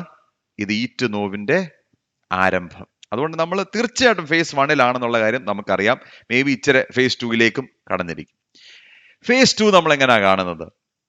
24-ാമത്തെ അധ്യായത്തിന്റെ 9 മുതൽ 14 വരെയുള്ള വാക്യങ്ങൾ. ഫേസ് 2. അന്ന് അവർ നിങ്ങളെ ഉപദ്രവത്തിന് ഏൽപ്പിക്കുകയും കൊല്ലുകയും ചെയ്യും. എന്റെ നാമനിമിത്തം സകല ജാതികളും നിങ്ങളെ പകയ്ക്കും. പലരും ഇടറി അന്യോന്യം ഏൽപ്പിച്ചു കൊടുക്കുകയും അന്യോന്യം പകയ്ക്കുകയും ചെയ്യും. കള്ളപ്രവാചകന്മാർ പലരും വന്ന് അനേകരെ തെറ്റിക്കും. അധർമ്മം പെരുകുന്നത് കൊണ്ട് അനേകരുടെ സ്നേഹം തണുത്തുപോകും. എന്നാൽ അവസാനത്തോളം സഹിച്ചു നിൽക്കുന്നവൻ രക്ഷിക്കപ്പെടും. രാജ്യത്തിന്റെ ഈ സുവിശേഷം സകല ജാതികൾക്കും സാക്ഷ്യമായി ഭൂലോകത്തിലൊക്കെയും പ്രസംഗിക്കപ്പെടും. അപ്പോൾ അവസാനം വരും. അപ്പൊ 2ാം ഘട്ടം എന്താണ്? What is the second phase? അവിടെ നമ്മൾ കാണുന്നത് 4-ാമത്തെ അടയാളം, പെർസിക്യൂഷൻ ഓഫ് ബിലീവേഴ്സ്. ഈ കാലം പോലെ ദൈവമക്കളെ ഉപദ്രവിച്ച ഒരു കാലഘട്ടം മുമ്പുണ്ടായിട്ടില്ല. പ്രിയമുള്ളവരെ, നിങ്ങൾക്കറിയാം, ഇന്ത്യ മഹാരാജ്യത്തിൽ ഇതുപോലെ വിശ്വാസത്തിന് വേണ്ടി ഉപദ്രവം ഏൽക്കുന്ന ഒരു കാലഘട്ടം മുമ്പ് ഉണ്ടായിട്ടില്ല. നിങ്ങൾക്കറിയാം, ഇല്ലയോ? എത്രയോ നമ്മുടെ സഹോദരങ്ങൾ ഇന്ന് ഇന്ന് അവർ സുവിശേഷത്തിന് വേണ്ടി തടവിലാക്കപ്പെട്ടിരിക്കുന്നു. അവർക്ക് വേണ്ടി വാദിക്കാൻ ഒരു അഡ്വക്കേറ്റ് പോലും ഇല്ലാതെ, അതിനുള്ള ആക്സസ് ഇല്ലാതെ. പ്രിയമുള്ളവരെ, ഞങ്ങളുടെ സ്വന്തം അനുഭവത്തിൽ നിന്ന് ഞാൻ പറയട്ടെ, മിഷൻസ് ഇന്ത്യയുമായിട്ട് ബന്ധപ്പെട്ട് അവരെ ഫോണിലൂടെ ആക്സസ് ചെയ്യാൻ അവർക്ക് അനുവാദം കൊടുക്കാതെ അവരെ തടവിലാക്കിയിരിക്കുക. ചിലപ്പോൾ ചില ദിവസങ്ങൾ, കാരണം വെള്ളിയാഴ്ചയൊക്കെ അവർ എടുത്തുകൊണ്ട് പോകുന്നത്, കാരണം ശനിയാഴ്ച കോർട്ടില്ലല്ലോ. ചിലപ്പോൾ തടവിലാക്കി കഴിഞ്ഞാൽ ഇവരെവിടെ പോയെന്ന് പോലും ഞങ്ങൾക്ക് അറിഞ്ഞുകൂടാ. ഇവരെവിടാന്ന് ആളുകൾക്ക് അറിഞ്ഞുകൂടാ. അവരുടെ കുടുംബത്തിന്, അവരുടെ ഭാര്യമാർക്ക്, അവരുടെ മക്കൾക്ക് ഇവരെവിടാന്ന്, അവരുടെ ഭർത്താവ്, അവരുടെ അപ്പൻ എവിടാന്ന് അറിഞ്ഞുകൂടാ. അറിയോ? അനീതി, അധർമ്മം, വല്ലാത്ത കാലം. ഇതുപോലെ പേഴ്സിക്യൂട്ടഡ് ഒരു കാലഘട്ടം മുമ്പുണ്ടായിട്ടില്ല. ഞാൻ എപ്പോഴും പറയുന്നുണ്ട്, ഞാനൊരു മിഷണറി കുടുംബത്തിൽ വളർന്നവനാണ്. എൻ്റെ കുഞ്ഞിലെ വർഷത്തിൽ ഒരു ഇൻസിഡന്റ്, വർഷത്തിൽ 2 ഇൻസിഡന്റ് നമ്മുടെ മിഷണറിമാർ റിപ്പോർട്ട് ചെയ്യാറുണ്ട്. അവർ അടി കൊണ്ട കാര്യവും, maybe 2 or 3 incidents a year. ഇന്ന് ആഴ്ചയിൽ ഞങ്ങളുടെ ഹിമാചലിലെ സഹോദരങ്ങൾ സുവിശേഷത്തിന് വേണ്ടി എത്രയോ പ്രയാസങ്ങളിലൂടെ കടന്നു പോകുന്നു. ഇതിപ്പോ ഒരു കോമൺ ഫിനോമിനൻ ആയിരിക്കുക. It's A common phenomenon. Persecution will increase. നമ്മൾ ഇപ്പൊ ഇന്ത്യ പെർസ്പെക്റ്റീവ് എനിക്ക് പേഴ്സണലി അറിയത്തുള്ളൂ. എന്നാൽ നമ്മൾ ലോകത്തിലേക്കൊന്ന് നോക്കിയേ. ആ നൈജീരിയൻ പാസ്റ്ററിന്റെ 9 ഫാമിലി മെമ്പേഴ്സിനെ അവര് യാതൊരു കണ്ണിച്ചൊരയില്ലാതെ അവര് വെടിവെച്ച് കൊന്നില്ലേ? ആ നൈജീരിയൻ പാസ്റ്റർ ആ ഒരൊറ്റ മനുഷ്യനേ ഉള്ളൂ. അദ്ദേഹം ഇന്റർവ്യൂവിൽ പറയുകയാണ്, ഒരാളെ പോലും അവർ ശേഷിപ്പിച്ചില്ലല്ലോ. എൻ്റെ സഹോദരങ്ങളെ, എൻ്റെ സകല കുടുംബത്തിലെ എല്ലാവരും 9 പേരെ കൊന്നൊടുക്കി. എന്താ ഇത്ര വിദ്വേഷം? എന്താണ് ഇത്ര കലിപ്പ്? സുവിശേഷത്തോടെ എന്താ? ഇത് അവസാനത്തെ നാളുകളുടെ അടയാളങ്ങളാ പ്രിയമുള്ളവരെ. സുവിശേഷത്തെക്കുറിച്ച് ഞാനൊന്ന് പറയട്ടെ പ്രിയമുള്ളവരെ. ഇന്ന് തിരുവല്ല എന്ന് പറയുന്നത് വളരെ സമാധാനമുള്ള, ദൈവത്തിന്റെ കരുണയാൽ സുവിശേഷം പ്രസംഗിപ്പാനും ഞങ്ങൾക്ക് ഒത്തിരി ഫ്ലെക്സിബിലിറ്റി ഉള്ളൊരു സ്ഥലമാണ് ഈ തിരുവല്ല. ഞാനിവിടെ കള്ളും കുടിച്ച് ഞാൻ ഈ കോളേജിന്റെ മുമ്പിൽ കൂടെ നടന്നാൽ ആർക്കും ഒരു പ്രയാസവും ഇല്ല. അറിയോ? ഞാൻ അവിടെ നിന്ന് 2 പ്രാവശ്യം യേശു കർത്താവ് ലോകരക്ഷകൻ, യേശു കർത്താവ് നിങ്ങളെ സ്നേഹിക്കുന്നു എന്ന് പറഞ്ഞാലോ അപ്പ തുടങ്ങും പ്രയാസം. അതാണ് ഇപ്പോഴത്തെ കാലഘട്ടം. അന്ത്യകാലത്തിന്റെ അടയാളങ്ങൾ. അതായത് 1 in 9 ക്രിസ്ത്യൻസ് ആർ പെർസിക്യൂട്ടഡ്. നമ്മളത് വ്യക്തിപരമായി അനുഭവിക്കാത്തത് കൊണ്ട് പ്രിയമുള്ളവരെ, പലപ്പോഴും ഇതിന്റെ ആഴം എന്താണെന്ന് നമ്മൾ മനസ്സിലാക്കുന്നില്ല. ഗ്ലോബലി നോക്കിയാൽ 9 ക്രിസ്ത്യാനികളിൽ ഒരാൾ ഹെവി പെർസിക്യൂഷനിലൂടെ കടന്നു പോകുന്നതെന്ന് നമുക്കറിയാവും. നമ്മുടെ സഹോദരങ്ങളുടെ അവസ്ഥ ഇടയ്ക്കിടയ്ക്കൊക്കെ കണ്ണു തുറന്ന് ഒന്ന് നോക്കണം, എന്താണ് നമ്മുടെ സഹോദരങ്ങളുടെ അവസ്ഥ. Very very tough. അത് പ്രത്യക്ഷത്തിലുള്ള ഫിസിക്കൽ പെർസിക്യൂഷൻ. ഹരാസ്മെന്റോ ഒന്ന് ചിന്തിച്ചു നോക്കി. ഇന്ന് ഈ മിഷണറിമാർക്കുള്ള സപ്പോർട്ട് അവരിൽ എത്തിക്കാൻ എന്ത് പ്രയാസമാണെന്നറിയാമോ? അവരുടെ ലൈവ്ലിഹുഡ് എത്തിക്കാൻ എന്ത് പ്രയാസമാണെന്നറിയാമോ? ഒരു ഓർഗനൈസേഷന് നിലനിൽക്കാൻ എന്ത് പ്രയാസമാണെന്നറിയാമോ? ഏതൊക്കെ വിധത്തിൽ ഹരാസ് ചെയ്യാമോ ആ വിധത്തിലെല്ലാം ഹരാസ് ചെയ്തുകൊണ്ടിരിക്കുന്ന കാലഘട്ടം. അതിന്റെ അർത്ഥം എന്താ? ഇത് അന്ത്യകാലത്തിന്റെ സൂചനകൾ നമ്മൾ ഒരിക്കലും മറക്കരുത്. പിന്നെന്താ പറയുന്നത്? അന്യോന്യം ഏൽപ്പിച്ചു കൊടുക്കുമെന്ന്. ഞങ്ങളുടെ രാജസ്ഥാനിലെ ഞങ്ങളുടെ സഹോദരൻ ജസ്മീത് സിംഗ്, രാജ്പൂത് ഫാമിലി എന്നാ, അല്ലാതെ ചിലർ പറയും ഇവരെല്ലാം എന്നാ അരി കൊടുത്ത് വാങ്ങിച്ച ക്രിസ്ത്യൻസ് ആണ് കേട്ടോ. ആ കോമഡി നിങ്ങൾ മനസ്സിലാക്കണമെങ്കിൽ ഫീൽഡിലേക്ക് വരണം. അതെത്ര വലിയ കോമഡിയാണെന്ന് നിങ്ങൾക്ക് മനസ്സിലാക്കണേ. ആ സ്റ്റേറ്റ്മെന്റ് തന്നെ എത്ര വലിയ കോമഡി. ചിലപ്പം 1-2 പേര് അങ്ങനെയൊക്കെ വന്ന് കാണും. അപ്പൊ ആരോ ഇപ്രകാരം പറഞ്ഞു, ഓക്കെ, അരി വാങ്ങിച്ചു കൊടുത്തിട്ട് അവർ ഇങ്ങോട്ട് വന്നെങ്കിൽ നിങ്ങളൊരു കാര്യം ചെയ്യും, നിങ്ങൾ ബിരിയാണി കൊടുത്ത് തിരിച്ചു വിളിച്ചോണ്ട് പോകും. യാതൊരു പ്രയാസവും ഇല്ല ഞങ്ങൾക്ക്. ഏതാ? നിങ്ങൾ ബിരിയാണി കൊടുത്തു, ഞങ്ങൾ 10 രൂപ കൊടുത്താൽ ഇവരെ കൊണ്ടുവന്നെങ്കിൽ നിങ്ങളൊരു കാര്യം ചെയ്യും, 1000 രൂപ കൊടുത്ത്. ചിലപ്പോൾ 1-2 പേര് തിരിച്ചു പോയേക്കാം. പക്ഷെ ഞാനൊരു കാര്യം പറയാം, ഞാൻ കണ്ട വിശ്വാസികൾ, കർത്താവിന് വേണ്ടി നിൽക്കുന്ന വിശ്വാസികൾ, ഇവിടെ ഇങ്ങോട്ട് വന്നതുകൊണ്ട് ഒന്നും ലഭിച്ചിട്ടൊന്നുമല്ല അവരിങ്ങോട്ട് വന്നത്. അവരുടെ ജീവൻ പണയം വെച്ച് അവരിങ്ങോട്ട് വന്നിരിക്കുന്നത്. അല്ലാതെ എന്തെങ്കിലും കിട്ടും, ക്രിസ്തുവിനെ അനുഗമിച്ചു കഴിഞ്ഞാൽ അത് കിട്ടും ഇത് കിട്ടും. എനിക്കറിയാവുന്ന വിശ്വാസികൾ അതൊന്നുമല്ല കേട്ടോ. കർത്താവിന് വേണ്ടി മരിപ്പാൻ റെഡിയായിട്ട് അവർ വന്നിരിക്കുന്നത്. അതുകൊണ്ടാണ് ഞാൻ പറഞ്ഞത്, കൊക്കിന് ജീവൻ ഉണ്ടെങ്കിൽ സുവിശേഷം പറഞ്ഞിട്ടേ ഇവരൊക്കെ പോത്തുള്ളൂ. അപ്പൊ ജസ്മീത് സിംഗ് രാജസ്ഥാനില് കർത്താവിനെ അറിഞ്ഞപ്പോൾ വലിയ ഹൈ ക്ലാസ് കുടുംബത്തിൽ നിന്നൊക്കെ ആണെന്ന് പറഞ്ഞു ഒത്തിരി പ്രയാസങ്ങൾ അദ്ദേഹത്തിന്. അദ്ദേഹം ഇങ്ങനെ ഒരിക്കൽ ഇരുന്ന് ഈ പുറത്തു നിന്നുള്ള ആളുകൾക്ക് അദ്ദേഹത്തിനെ പിടികൂടാൻ പ്രയാസമുള്ളത് കൊണ്ട് അവസാനം മക്കൾ ഒരുപാട് സമ്മർദ്ദം ചെലുത്തി. മക്കൾ പറഞ്ഞു ഒക്കത്തില്ല, ക്രിസ്തുവിനെ വിട്ടേ ഒക്കത്തുള്ളൂ. എന്നിട്ട് അവസാനം ഒരു കാരണവശാലും ജസ്മീത് സിംഗ് വഴങ്ങുന്നില്ല എന്ന് പറഞ്ഞപ്പോൾ ഒരു ദിവസം അദ്ദേഹം തന്റെ റൂമിൽ പ്രാർത്ഥിച്ചുകൊണ്ടിരുന്നപ്പോഴേ, അയ്യോ എന്റെ ഫോട്ടോ ഞാൻ കാണിച്ചിട്ടുണ്ടെന്നാ തോന്നുന്നത് മുമ്പ്, പ്രാർത്ഥിച്ചുകൊണ്ടിരുന്നപ്പം മക്കള് തന്നെ സുവിശേഷ വിരോധികളെ വിളിച്ചുകൊണ്ട് വന്ന് തല അടിച്ചു പൊട്ടിച്ചു. അറിയാവോ? തല അടിച്ചു പൊട്ടിച്ചു. ദൈവത്തിന്റെ കരുണയാൽ താൻ ജീവൻ വെച്ചു, തനിക്ക് സൗഖ്യം വന്നപ്പോൾ അടുത്ത ആഴ്ച നമ്മുടെ ചേർച്ച് വന്ന് സാക്ഷ്യം പറഞ്ഞു. പുള്ളി പറഞ്ഞു ഇതെന്റെ ചെറിയ സാക്ഷ്യമാ. എന്താ പറഞ്ഞത്? ഇനി എന്റെ തല പോയാലും ക്രിസ്തുവിനെ വിടുന്ന പരിപാടിയില്ല. ഇതാണ് നമ്മുടെ സഹോദരങ്ങൾ കടന്നു പോകുന്നത്. പ്രിയമുള്ളവരെ, നാം അതിനെക്കുറിച്ചൊക്കെ നമുക്ക് ധാരണ ഉണ്ടായിരിക്കണം. We should know what is happening. എന്നിട്ട് എന്താ പറയുന്നത്? അത് കാരണം ചിലരൊക്കെ എന്താണ് സംഭവിക്കുന്നത്? ഇതിൽ നിന്ന് ഇടറിപ്പോകാൻ സാധ്യത ഉണ്ട്. ഇത് അവസാന കാലഘട്ടത്തെ പ്രത്യേകത. പിന്നെ നമ്മൾ കാണുന്ന ഒരു വലിയ ട്രെൻഡാണ്. എന്താണ്? 11, 12, 13 വാക്യം. കള്ളപ്രവാചകന്മാർ പലരും വന്ന് അനേകരെ തെറ്റിക്കും. അധർമ്മം പെരുകുന്നത് കൊണ്ട് അനേകരുടെ സ്നേഹം തണുത്തുപോകും. എന്നാൽ അവസാനത്തോളം സഹിച്ചു നിൽക്കുന്നവൻ രക്ഷിക്കപ്പെടും. പിന്നെ കാണുന്നത് എന്താ കാണുന്നേ? അയ്യോ, കള്ളപ്രവാചകന്മാരുടെ വർധനവ്. നിങ്ങൾ യൂട്യൂബ് ഒന്ന് തുറന്നാൽ എൻ്റെ പ്രിയമുള്ളവരെ, കള്ളപ്രവാചകന്മാരുടെ ബഹളം, ഒരു രക്ഷയും. എന്തൊക്കെയാണ് പഠിപ്പിച്ചു കൂട്ടുന്നത്! അവസാന അന്ത്യകാലഘട്ടത്തിന്റെ ലക്ഷണമാണ്. എന്തൊക്കെ നോൺസെൻസ് ആണ് പഠിപ്പിച്ചു കൂട്ടുന്നത്! ഒരു കള്ളപ്രവാചകൻ വേറൊരു കള്ളപ്രവാചകന്റെ ശുശ്രൂഷയെ കൈത്താങ്ങി, അപ്പോഴത്തേക്ക് ജനം ചിന്തിക്കുന്നത് തന്നെ, ഓ അവരങ്ങോട്ടും ഇങ്ങോട്ടും എൻഡോഴ്സ് ചെയ്യുന്നുണ്ടല്ലോ, എന്നാ പിന്നെ ശരിയായിരിക്കും. കള്ളപ്രവാചകന്മാരുടെ പ്രവാഹമാണിപ്പോൾ ജനത്തെ തെറ്റിച്ച് കളയുന്ന അനുഭവം. എന്നാൽ അതിലൊക്കെ എന്താണ് നമ്മൾ അതിന്റെ റിസൾട്ട് കാണുന്നത്? അധർമ്മം പെരുകുന്നു, അനേകരുടെ സ്നേഹം തണുത്തു പോകുന്നു.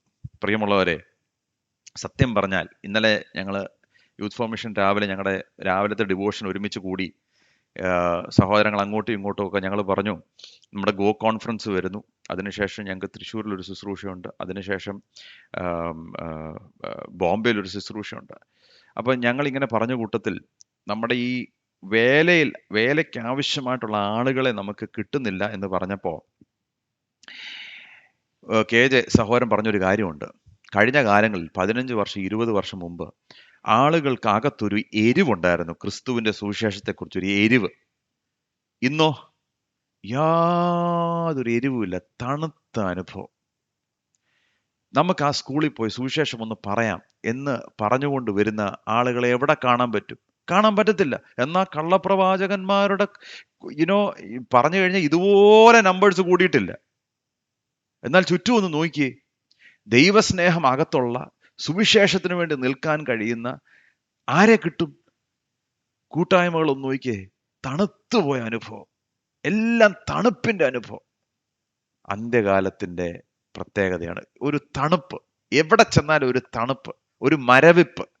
പഴയത് പണ്ട് കാലത്ത് ഹൃദയത്തിനകത്തൊരു ചൂടുണ്ടായിരുന്നു, കർത്താവിനെ കുറിച്ചൊരു ഒരു ഒരു തീക്ഷ്ണതയുണ്ടായിരുന്നു, സുവിശേഷത്തിന് വേണ്ടി നിൽക്കാൻ അകത്തിൽ നിന്നൊരു ഒരു ഒരു എന്താ പറയണ്ടേ, അകത്തു നിന്ന് പുറത്തേക്ക് വരുന്ന ഒരു ചെറിയ ഒരു മോട്ടിവേഷൻ ഉണ്ടായിരുന്നു. ഇന്നോ എവിടെ ചെന്നാലും തണുപ്പ് തണുപ്പ് തണുപ്പ്. എന്താണ് അതിന്റെ അർത്ഥം? അന്ത്യകാലത്തിന്റെ അവസാനം. എന്നാൽ ഇതിന്റെ ഇടയിലെല്ലാം മനോഹരമായി വിളങ്ങി നിൽക്കുന്ന ഒരു കാര്യമുണ്ട്. 14-ാമത്തെ വാക്യം, രാജ്യത്തിന്റെ ഈ സുവിശേഷം സകല ജാതികൾക്കും സാക്ഷ്യമായി ഭൂലോകത്തിലൊക്കെയും പ്രസംഗിക്കപ്പെടും, അപ്പോൾ അവസാനം വരും. പ്രിയമുള്ളവരെ, ഇതിന്റെ ഇടയിൽ എന്താണ് സംഭവിക്കുന്നത്? ഈ ലോകത്തിന്റെ അറ്റത്തോളം കർത്താവിന്റെ സുവിശേഷം ഡിജിറ്റൽ മീഡിയയിലൂടെ പടർന്ന് പന്തലിക്കുകയാണ്. എത്രയോ ആളുകൾ ക്രിസ്തുവിന്റെ ഭാഗത്തേക്ക് വരുന്നു. വലിയ വലിയ വലിയ ശുശ്രൂഷകൾ ഈ ഡിജിറ്റൽ മീഡിയയിലൂടെയും ഇൻ പേഴ്സൺ മിനിസ്ട്രിയിലൂടെയും പടർന്ന് പന്തലിച്ചു കൊണ്ടിരിക്കുന്ന ഈ കാലഘട്ടം. ഞാൻ ഈ പ്രാവശ്യം ചെന്നൈയിൽ, കഴിഞ്ഞ ആഴ്ച എനിക്ക് ചെന്നൈയിൽ ശുശ്രൂഷ ഉണ്ടായിരുന്നു. അപ്പോൾ ശുശ്രൂഷയിൽ ഞാൻ ട്രെയിനിനകത്ത് കയറിയപ്പോൾ ഞാൻ ട്രെയിനിനകത്ത് കുറച്ചു നേരം ധ്യാനിക്കാം, കാരണം എനിക്ക് കുറച്ചേറെ സെഷൻസ് എടുക്കേണ്ടതുണ്ട് ചെന്നൈയിൽ. അപ്പോൾ ഞാൻ ധ്യാനിക്കാമെന്ന് പറഞ്ഞ് പുസ്തകം അങ്ങോട്ട് എടുക്കുകയും കുറച്ച് പ്രായമുള്ളൊരു അങ്കിള് എന്നെ കണ്ടിട്ട്, oh oh mister Cherry, so nice to meet, കെട്ടിപ്പിടിച്ചു. എന്നിട്ട് പറഞ്ഞു, ഞാൻ എത്രയോ വർഷങ്ങൾ കഴിഞ്ഞ 4-5 വർഷമായിട്ട് നിങ്ങളുടെ ബൈബിൾ സ്റ്റഡിയിലൂടെ കർത്താവിനെ എനിക്ക് കൂടുതൽ അറിയാൻ സാധിച്ചു, നിങ്ങളെ എപ്പോൾ കാണാം. എന്നിട്ട് അദ്ദേഹം അങ്ങ് കരയുക. അങ്ങനെ 11:30 വരെ അദ്ദേഹം ഇറങ്ങുന്നത് വരെ എനിക്ക് ധ്യാനിക്കാൻ പറ്റിയില്ല, കാരണം അദ്ദേഹത്തിന്റെ സന്തോഷം. അത് കഴിഞ്ഞ് ഞാൻ ബാത്റൂം ഒന്ന് ഉപയോഗിക്കാൻ വേണ്ടി അങ്ങോട്ട് പോയി ബാത്റൂമിൽ നിന്ന് ഇറങ്ങിയപ്പോൾ വേറൊരു ഫാമിലി, ഞങ്ങൾ കാണാൻ കാത്തിരിക്കുമായിരുന്നു, ഞങ്ങൾ ഇന്ന സ്ഥലത്തു നിന്നാണ്. അപ്പോൾ ഞാൻ പറഞ്ഞു, നമ്മുടെ ഈ ചെറിയ ശുശ്രൂഷയിലൂടെ എത്രയോ പേര്, അങ്ങനെ എത്രയോ ആളുകൾ, വളരെ ശക്തമായ ശുശ്രൂഷകന്മാർ മീഡിയയിലൂടെയും അല്ലാതെയും കടന്നുപോയും ഈ ഉൾഗ്രാമങ്ങളിലും പട്ടണങ്ങളിലും പോയി സുവിശേഷം എത്രയോ സ്ഥലങ്ങളിൽ ഇത് എത്തിച്ചേരുന്നു എന്നുള്ളത് കർത്താവിൻ്റെ വലിയ വലിയ പദ്ധതിയുടെ ഭാഗമാണ്, പ്രിയമുള്ളവർ. അതുകൊണ്ട് ഒരു സ്ഥലത്തൂടെ അധർമ്മം പെരുകി വരുന്നു, ഉപദ്രവം പെരുകി വരുന്നു, പീഡനം പെരുകി വരുന്നു, കള്ളപ്രവാചകന്മാർ പെരുകി വരുന്നു, മറ്റ് സുവിശേഷങ്ങൾ പെരുകി വരുന്നു. അതൊക്കെ ശരിയാണ്. അതിൻ്റെ നടുവിൽ യേശു കർത്താവ് പറഞ്ഞതുപോലെ, ഞാൻ എൻ്റെ സഭയെ പണിയും, പാതാള ഗോപുരങ്ങൾ അതിന് തടുക്കുകയില്ല എന്നുള്ളത് വളരെ വാസ്തവമായി നമ്മുടെ കാലഘട്ടത്തിൽ നാം കണ്ടുകൊണ്ടിരിക്കുന്നു. അടുത്ത തലമുറയും ഈ സുവിശേഷം ഒന്ന് തൊടട്ടെ, അപ്പോൾ അവർ കർത്താവിന് വേണ്ടി ഇടവും വലവും നോക്കാതെ കർത്താവിന് വേണ്ടി നിൽക്കും എന്നുള്ളതിന് യാതൊരു സംശയമില്ല. ഇനി ഈ ഈറ്റ് നോവിന്റെ ആരംഭം എന്നൊക്കെ പറഞ്ഞ് ഇനി അതിന്റെ അവസാന ഘട്ടത്തിലേക്ക് വരിക. ഫേസ് 3. എന്താണ് ഫേസ് 3? ഫേസ് 3യിൽ നമ്മൾ കാണുന്നത് 9 മുതൽ 14 വരെയുള്ള വാക്യങ്ങൾ, 15 മുതൽ 28 വരെയുള്ള വാക്യങ്ങൾ, 15 മുതൽ 28 വരെ. എന്നാൽ ദാനിയേൽ പ്രവാചകൻ മുഖാന്തരം അരുളി ചെയ്തതുപോലെ, ശൂന്യമാക്കുന്ന മ്ലേച്ഛത വിശുദ്ധ സ്ഥലത്തിൽ നിൽക്കുന്നത് നിങ്ങൾ കാണുമ്പോൾ വായിക്കുന്നവർ ചിന്തിച്ചു കൊള്ളട്ടെ. അന്ന് യഹൂദിയയിലുള്ളവർ മലകളിലേക്ക് ഓടിപ്പോകട്ടെ, വീട്ടിന്മേൽ ഇരിക്കുന്നവർ വീട്ടിലുള്ളത് എടുക്കേണ്ടതിന് ഇറങ്ങരുത്, വയലിലുള്ളവർ വസ്ത്രം എടുപ്പാൻ മടങ്ങിപ്പോകരുത്. ആ കാലത്ത് ഗർഭിണികൾക്കും മുല കുടിക്കുന്നവർക്കും അയ്യോ കഷ്ടം. എന്നാൽ നിങ്ങളുടെ ഓടിപ്പോക്ക് ശീതകാലത്തോ ശബ്ബത്തിലോ സംഭവിക്കാതിരിപ്പാൻ പ്രാർത്ഥിപ്പീൻ. ലോകാരംഭം മുതൽ ഇന്ന് വരെയും സംഭവിച്ചിട്ടില്ലാത്തതും ഇനിമേൽ സംഭവിക്കാത്തതുമായ വലിയ കഷ്ടം അന്ന് ഉണ്ടാകും. ആ നാളുകൾ ചുരുങ്ങാതിരുന്നാൽ ഒരു ജഡവും രക്ഷിക്കപ്പെടുകയില്ല. വൃതന്മാർ നിമിത്തമോ ആ നാളുകൾ ചുരുങ്ങും. അന്ന് ആരാനും നിങ്ങളോട് ഇതാ ക്രിസ്തു ഇവിടെ എന്ന് പറഞ്ഞാൽ വിശ്വസിക്കരുത്. കള്ളക്രിസ്തുക്കളും കള്ളപ്രവാചകന്മാരും എഴുന്നേറ്റ് കഴിയുമെങ്കിൽ വൃതന്മാരെയും തെറ്റിപ്പാനായി വലിയ അടയാളങ്ങളും അത്ഭുതങ്ങളും കാണിക്കും. ഓർത്തുകൊള്ളുവീൻ, ഞാൻ മുമ്പുകൂട്ടി നിങ്ങളോട് പറഞ്ഞിരിക്കുന്നു. ആകയാൽ നിങ്ങളോട് അതാ അവൻ മരുഭൂമിയിൽ എന്ന് പറഞ്ഞാൽ പുറപ്പെടരുത്, ഇതാ അറകളിൽ എന്ന് പറഞ്ഞാൽ വിശ്വസിക്കരുത്. മിന്നൽ കിഴക്ക് നിന്ന് പുറപ്പെട്ട് പടിഞ്ഞാറോളം വിളങ്ങും പോലെ മനുഷ്യപുത്രന്റെ വരവ് ആകും. ശവം ഉള്ളിടത്ത് കഴുക്കൾ കൂടും. ഓക്കെ, യേശു കർത്താവ് പറയാണ്, അവസാനം the end of the end, phase 3 എന്താണ് സംഭവിക്കാൻ പോകുന്നത്? അവിടെ ശൂന്യമാക്കുന്ന മ്ലേച്ഛതയെ കുറിച്ച് പറയും. അപ്പൊ ഇവിടെ നിങ്ങൾ മനസ്സിലാക്കേണ്ട ഈ പ്രൊഫറ്റിക് ടെലിസ്കോപ്പിക്, അതൊന്ന് മനസ്സിലാക്കണം കേട്ടോ. അത് മനസ്സിലാക്കിയില്ലെങ്കിൽ കുറച്ച് കൺഫ്യൂഷൻ ഉണ്ടാകാൻ സാധ്യതയുണ്ട്. അപ്പൊ പലരും പറയുന്ന ഒരു കാര്യമുണ്ട്, ശൂന്യമാക്കുന്ന മ്ലേച്ഛത എന്ന് പറയുന്നത് AD 70 റോമൻ പടയാളികൾ അവർ ആലയത്തിലേക്ക് വന്ന് അത് മ്ലേച്ഛമാക്കിയപ്പോൾ സംഭവിച്ചൊരു കാര്യം. ഭാഗികമായി ശരിയാണ്. എന്നാൽ നമ്മളൊന്ന് റിവൈൻഡ് ചെയ്യണം. കാരണം ദാനിയേൽ പ്രവാചകൻ പറഞ്ഞായിരുന്നല്ലോ ഇതിനെക്കുറിച്ച്. ഈ 167 BC ഇത് തന്നെ സംഭവിച്ചു. ആന്റിയോക്കസ് 4 എപ്പിഫാനിസ് ഇത് തന്നെയല്ലേ ചെയ്തത്? അദ്ദേഹം എന്ത് ചെയ്തു? അദ്ദേഹം നേരെ വന്ന് ഒരു പന്നിയെ അറുത്ത് ഓൾട്ടർ, അതിവിശുദ്ധ സ്ഥലത്ത് അവിടെ യാഗമാക്കി. അങ്ങനെ അതിനെ ഡെസിക്രേറ്റ് ചെയ്തു. വ്യക്തമായി ശൂന്യമാക്കുന്ന മ്ലേച്ഛത നമ്മൾ കണ്ടത് അപ്പോഴാണ്. ശരി, അപ്പോൾ AD 70 സംഭവിച്ചതോ? അതും അതിൻ്റെ ആ പ്രവചനത്തിന്റെ അടുത്ത ഘട്ടം. എന്നാൽ ഫ്യൂച്ചറിസ്റ്റ് ആയിട്ട് ചിന്തിക്കുന്നവർ, ഇത് പ്രിറ്റേറിസ്റ്റ് ആയിട്ട് ചിന്തിക്കുന്നവരുണ്ട്, ഫ്യൂച്ചറിസ്റ്റ് ആയിട്ട് ചിന്തിക്കുന്നവർക്ക് ഒരു കാര്യം അറിയാം. അവസാന നാളുകളിൽ ഈ പറഞ്ഞ ആലയം വീണ്ടും പണിയപ്പെട്ടാൽ അവിടെ എതിർ ക്രിസ്തു ആദ്യം സമാധാനം പ്രഖ്യാപിച്ച് ഇസ്രായേലിനെ കയ്യിലെടുത്ത് അവസാനം അവൻ തന്നെ ഈ ആലയത്തിൽ വന്ന് തന്നെത്താൻ ദൈവമായി വാഴിക്കും. ഇന്ന് അനേകർ തന്നെത്താനെ ദൈവമായി വാഴിക്കാൻ ശ്രമിച്ചുകൊണ്ടിരിക്കുന്ന ഒരു കാലഘട്ടമാണ്. ഞാനൊരു കാര്യം ചോദിക്കട്ടെ, നിങ്ങളൊന്ന് ചിന്തിച്ചു നോക്കിയേ. പണ്ട് ഏതിനും പ്രധാനമന്ത്രി അവർ ദൈവമാണെന്ന് പറഞ്ഞ് നിങ്ങൾ കേട്ടിട്ടുണ്ടോ? എന്നാൽ ഈ കാലഘട്ടത്തിൽ അതിനൊരു പ്രവണത കാണാൻ സാധ്യതയുണ്ട്, ഇല്ലയോ? നിങ്ങളൊന്ന് ശ്രദ്ധിച്ചു നോക്കി. എല്ലാവർക്കും ഒന്ന് കുറച്ചുകൂടെ ഒന്ന് ഞാൻ ദൈവമാണെന്നുള്ള വിശ്വഗുരു എന്നൊക്കെ പറഞ്ഞ് പുറത്ത് വരാൻ അതിന്റെ കാരണം എന്നാ? എല്ലാവർക്കും ഉള്ളിന്റെ ഉള്ളിൽ എതിർ ക്രിസ്തുവിന്റെ ആത്മാവ് പ്രവർത്തിച്ചു കൊണ്ടിരിക്കുക. യഥാർത്ഥ എതിർ ക്രിസ്തു അന്ത്യകാലത്ത് വെളിപ്പെടുമ്പോൾ എന്താണ് സംഭവിക്കാൻ പോകുന്നത്? ആദ്യം ഇസ്രായേലിന്റെ ഫ്രണ്ടാണ്, ഹെൽപ്പ് ചെയ്യാൻ വരും, 10 രാഷ്ട്രങ്ങളെ കൂട്ടും, സകല പരിപാടിയും നടത്തും, എല്ലാം നടത്തി അങ്ങോട്ട് വരുമ്പോൾ അവസാനം ആലയത്തിനകത്ത് കയറി അദ്ദേഹം പറയും ഞാനാണ് ദൈവം. അങ്ങനെ ശൂന്യമാക്കുന്ന മ്ലേച്ഛത. ഇത് ഫ്യൂച്ചറിസ്റ്റിക് വ്യൂ ആയിട്ട് വിശ്വസിക്കുന്നവർ. പല സ്കൂൾ ഓഫ് തോട്ടാണ്. ഞാൻ മുമ്പേ പറയുന്ന പോലെ നമ്മുടെ സ്കൂൾ ഓഫ് തോട്ട് വ്യത്യസ്തമാണെങ്കിലും കുഴപ്പമൊന്നുമില്ല. അതിന്റെ പേരിൽ നമ്മൾ അടിയുണ്ടാക്കേണ്ട കാര്യമല്ല. ഇത് രക്ഷയെ ബാധിക്കുന്ന കാര്യമല്ല, രക്ഷാശാസ്ത്രവുമായി ബന്ധമുള്ള കാര്യമല്ല. എന്നാൽ യേശുക്രിസ്തു പറഞ്ഞ കാര്യങ്ങൾ ഇനി നിങ്ങൾ ഇതുപോലെ ഒരു കഷ്ടം മുമ്പ് കണ്ടിട്ടില്ല എന്നൊക്കെ പറയുന്ന വിധത്തിൽ വരണമെങ്കിൽ അത് ഇനിയും ഫ്യൂച്ചറിൽ കിടക്കുന്ന ഒരു കാര്യമാണ്. ഇതിനെ നമ്മൾ പ്രൊഫറ്റിക് ടെലിസ്കോപ്പിംഗ് എന്നുള്ള വഴിയിലൂടെ നമ്മൾ ഇതിനെ വ്യാഖ്യാനിച്ചാൽ അത് മനസ്സിലാക്കാൻ കുറച്ചുകൂടെ എളുപ്പമാണ്. അപ്പോൾ കർത്താവ് പറയുന്നൊരു കാര്യമുണ്ട്. എന്താണ്? ഇങ്ങനെയൊക്കെ സംഭവിക്കുമ്പോൾ യഹൂദയിലുള്ളവര് നെഗോഷിയേറ്റ് ചെയ്യാൻ നിൽക്കരുത്, നിങ്ങൾ ഓടി രക്ഷപ്പെട്ടണം. അത് AD 70 അതിന് പ്രസക്തി ഉണ്ടായിരുന്നു, തീർച്ചയായിട്ടും പ്രസക്തി ഉണ്ടായിരുന്നു. അതുപോലെ തന്നെ ശബ്ബത്ത് നാളിൽ ആകരുത് നിങ്ങൾ പ്രാർത്ഥിക്കണം. കാരണം എന്നാ? ശബ്ബത്ത് നാളിൽ ഇത് സംഭവിച്ചാൽ ഗോപുരങ്ങൾ തുറക്കത്തില്ല, ഓടി രക്ഷപ്പെടാൻ ഒക്കത്തില്ല, നിങ്ങൾ കഷ്ടപ്പെട്ടു പോകും. നിങ്ങളൊന്ന് നോക്കിയേ, ഈ കഴിഞ്ഞ പ്രാവശ്യം ഹമാസ് ഇസ്രായേലിന്റെ മേൽ അവർ വലിയ പ്രശ്നം ഉണ്ടാക്കി അല്ലേ? 12,000 പേരെ കൊന്നൊടുക്കി. എന്നായിരുന്നത്? ശബ്ബത്ത് അടുത്തപ്പോൾ അല്ലേ? അവരുടെ ടൈം അടുത്തപ്പോൾ. അപ്പോൾ നിങ്ങൾ ഓർത്തുകൊള്ളണം, ഇത് ശത്രുവിന്റെ ഒരു തന്ത്രമാണ്. അങ്ങനെ എന്തെങ്കിലും സംഭവിച്ചാൽ നിങ്ങൾ ഓടി രക്ഷപ്പെട്ടോണം. AD 70 സംഭവിച്ചത് ഇതിന്റെ ഒരു നിഴൽ മാത്രം എന്ന് ഞാൻ വിശ്വസിക്കുന്നു. അപ്പോൾ എന്താണ് പറയുന്നത്? ഈ ലോകാരംഭം മുതൽ ഇന്ന് വരെയും സംഭവിച്ചിട്ടില്ലാത്തതും ഇനിമേൽ സംഭവിക്കാത്തതുമായ വലിയ കഷ്ടം. അപ്പോൾ ആ ഭാഗം AD 70 വെച്ച് നോക്കിയാൽ ശരിയാവത്തില്ല. കാരണം എന്നാ? AD 70യെക്കാട്ടിലും വലിയ കഷ്ടമായിരുന്നു World War II അല്ലേ യഹൂദന്മാർക്ക്, അങ്ങനെ നോക്കിയാൽ. അല്ലയോ? ഞങ്ങള് ഇവിടെ പോയപ്പോൾ, ബെർലിനിൽ പോയപ്പോൾ, ഹോളോകോസ്റ്റിന്റെ സെമിട്രിയിലൂടെ പോയി. എൻ്റെ പ്രിയമുള്ളവരെ, നമ്മളത് കണ്ടാവുണ്ടല്ലോ, സത്യം പറഞ്ഞ ഏത് കഠിന ഹൃദയം ഉള്ളവനും അവന്റെ ഹൃദയം തകർന്നു പോകും. എത്ര യഹൂദന്മാരെയാ ഗ്യാസ് ചേമ്പേഴ്സിലൂടെ കൊന്നൊടുക്കിയ വഴികളൊക്കെ നിങ്ങളൊന്ന് ചിന്തിച്ച് നോക്കിയാൽ നിങ്ങൾ തകർന്നു പോകും. അപ്പോൾ AD 70 ഏറ്റവും വലിയ കഷ്ടം സംഭവിച്ചെന്ന് പറഞ്ഞാൽ വിശ്വസിക്കാൻ പ്രയാസമാണ്. കാരണം World War II അതിനെക്കാട്ടിലും വലുത് യഹൂദന്മാർക്ക് സംഭവിച്ചു. എന്നാൽ അങ്ങനെ നമ്മൾ നോക്കുമ്പോൾ ഫ്യൂച്ചറിസ്റ്റിക് വ്യൂവിൽ ഒരു കാലത്ത് മഹാ ഉപദ്രവകാലത്ത് യഹൂദന്മാർ കടന്നു പോകാൻ പോകുന്നത് അതിപ്രയാസമായ അതിപ്രശ്നങ്ങളായ ഒരു ഇതായിരിക്കും. എന്നാൽ അവിടെ പറയുന്ന ഒരു കാര്യമുണ്ട്. ആ സമയത്ത് നിങ്ങൾ ശ്രദ്ധിക്കേണ്ട ഒരു കാര്യം, അനേക കള്ളപ്രവാചകന്മാരും കള്ളക്രിസ്തുക്കളും അത്ഭുതങ്ങളും വലിയ അടയാളങ്ങളും കാണിക്കും. നിങ്ങൾ ശ്രദ്ധിച്ചോണം.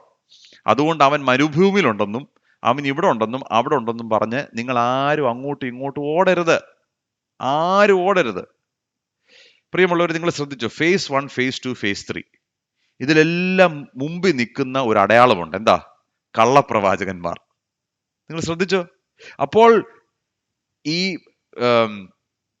ഇലക്റ്റായിട്ടുള്ളവരെ, അതായത് ഈ എന്താ പറയേണ്ടത്,